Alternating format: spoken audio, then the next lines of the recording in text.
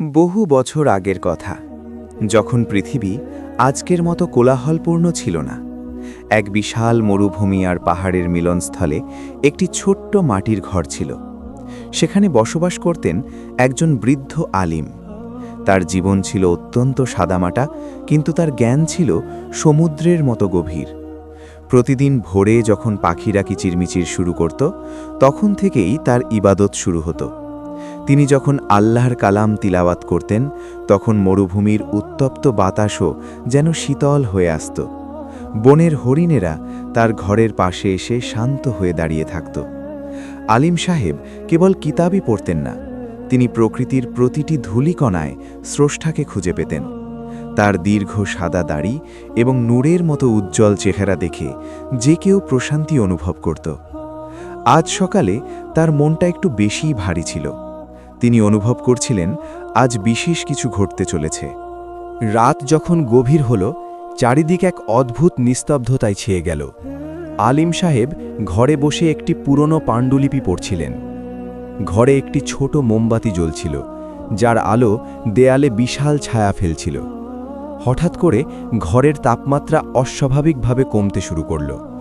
বাতাসের গন্ধে মিশে গেল পুরনো ধুলো আর কস্তুরীর এক মিশেল ঘ্রাণ। আলিম সাহেব কিতাব থেকে মুখ তুললেন।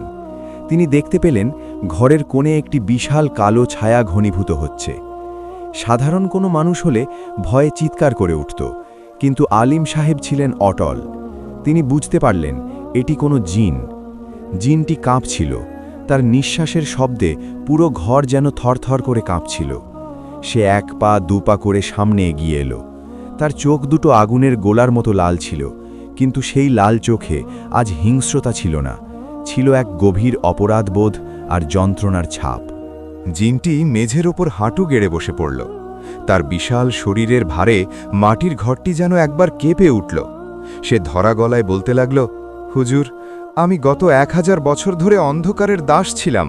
আমি মানুষকে ভয় দেখিয়েছি, মানুষের ক্ষতি করেছি। আমার অহংকার ছিল আকাশ ছোঁয়া।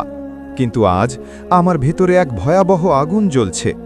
আমি প্রতিটি রাতে মরে যাই, আবার সকালে বেঁচে উঠি। আমার মনে হচ্ছে আল্লাহ আমাকে অভিশাপ দিয়েছেন। আমার কি কোনো ক্ষমা নেই? আমি কি পারি না আবারও সেই নূরের পথে ফিরে আসতে? আমার মতো এক পাপিষ্ঠ কি তওবা করলে আল্লাহ তাকে কবুল করবেন? জিনটির কান্না তখন ছোট কুটিরের দেওয়ালগুলোতে প্রতিধ্বনি হচ্ছিল। আলিম সাহেব পরম মমতায় তার দিকে তাকিয়ে রইলেন। আলিম সাহেব জিনের মাথায় তার হাত রাখলেন।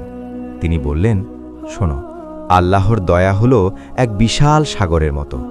তোমার গুনাহ যদি পাহাড় সমানো হয়, তবু আল্লাহর রহমতের কাছে তা এক ফোঁটা ধুলোর মতো। তুমি যদি আজ মন থেকেই পাপের পথ ছাড়ার শপথ করো, তবে আল্লাহ তোমাকে কেবল মাফই করবেন না, বরং তোমাকে তার প্রিয় বান্দাদের অন্তর্ভুক্ত করবেন। আলিম সাহেব একটি পুরনো কুরআন শরীফ খুলে তওবার আয়াতগুলো পড়ে শোনাতে লাগলেন। জিনের কানে যখন সেই পবিত্র সুর পৌঁছালো, তার পাথরের হৃদয়ের সব কাঠিন্য গলে পানি হয়ে গেল। সে প্রথমবারের মতো এক অদ্ভুত প্রশান্তি অনুভব করল। তার সেই ভয়ঙ্কর চেহারাটি এখন এক নূরের আভায় উদ্ভাসিত হতে শুরু করল।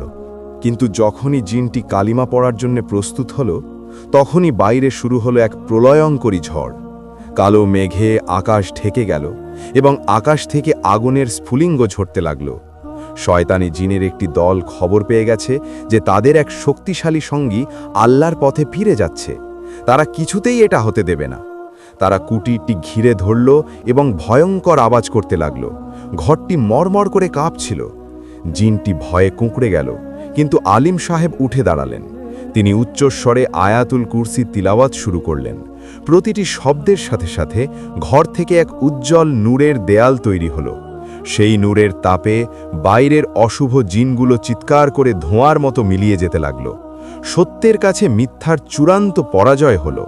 ভোরের সোনালি আলো যখন মরুভূমির ওপর আছড়ে পড়ল, তখন সব ঝড় থেমে গেছে।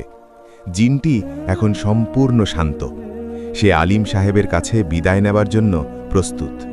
সে বলল, হুজুর, আপনি আমাকে নরকের আগুন থেকে বাঁচিয়েছেন। আমি এখন থেকে নির্জন পাহাড়ে গিয়ে আল্লাহর জিকিরে মগ্ন থাকব এবং কোনোদিন আর কারো ক্ষতি করব না। আলিম সাহেব তাকে দোয়া করে দিলেন। জিনটি যখন পাহাড়ের দিকে এগিয়ে যাচ্ছিল, তার রেখে যাওয়া পায়ের ছাপগুলো যেন মরুভূমির বালিতে এক নতুন গল্পের সূচনা করছিল। আলিম সাহেব তার কুটিরের সামনে দাঁড়িয়ে দিগন্তের দিকে তাকিয়ে রইলেন। তিনি মনে মনে বললেন, হে আল্লাহ, তোমার দয়া বড়ই অসীম। সূর্যের সেই সোনালি আলো পুরো পৃথিবীকে জানিয়ে দিল আলোর জয় অনিবার্য।